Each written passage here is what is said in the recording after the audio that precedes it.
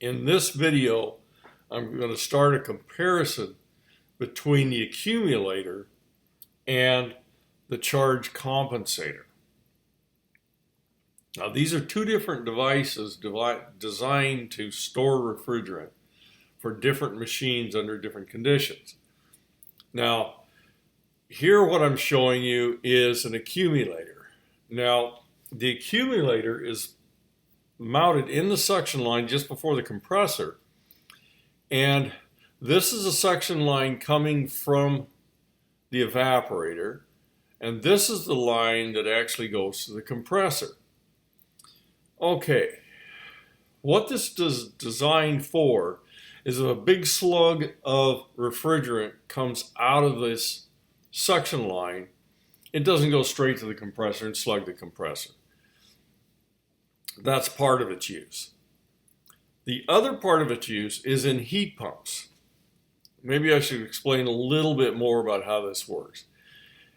If liquid refrigerant comes through here, it can't get out of here except right there at the very top where this suction line comes in, with the exception that there's a small metered hole here to sort of meter liquid refrigerant back into the system. Otherwise, this thing just fills up full of refrigerant, liquid refrigerant. So, in normal operation, in cooling, this probably is not going to do anything. But in heating, heat requires a lower charge level than cooling does. And so we have kind of a dilemma here. What do we do? If it's charge correct in cooling, it'll be overcharged in heating, and vice versa. So what this thing does is if you're in heat, there's a little bit of liquid refrigerant coming out here all the time.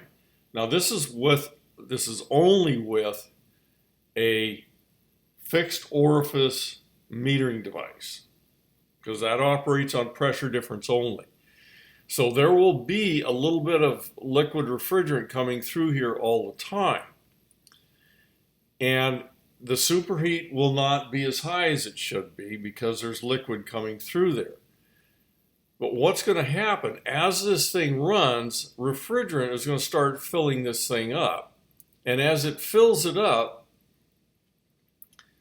the pressure differences are going to change, and it's going to stop dumping the excess refrigerant into the accumulator. And it'll get a level, say, right here or something like that, and it'll be charged about right. The head pressure will be right, the suction pressure will be right, and it will operate normally.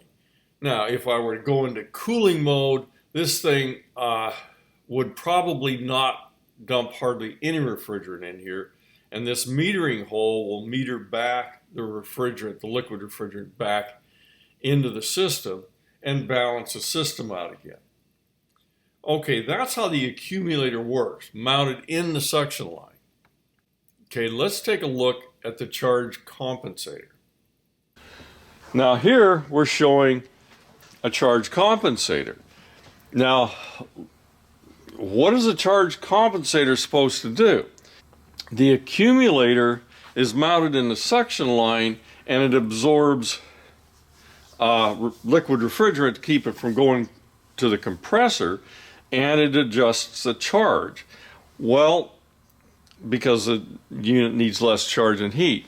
That's with a fixed orifice device, only fixed orifice. If there's a TXV, it's kind of a different ball game. You don't really get that leakage of refrigerant back into the accumulator with the TXV device. You could get slugs come out when it first starts. So you're not going to get that continuous liquid coming back towards the compressor with that TXV. But the one problem you will have is because there's too much refrigerant in the system, it's going to back up behind the TXV in the condenser. That's the outdoor coil in heat. This is only in heat. mode. So the refrigerant is going to build up there. The head pressure is going to get excessively high because the unit is effectively overcharged. Well, this is going to stop that. This is going to absorb that excess refrigerant. I'm going to take this thing apart, and my next video on this is going to talk about how this thing works inside. It's kind of incredibly simple, but we'll do that on the next one. That's it for now.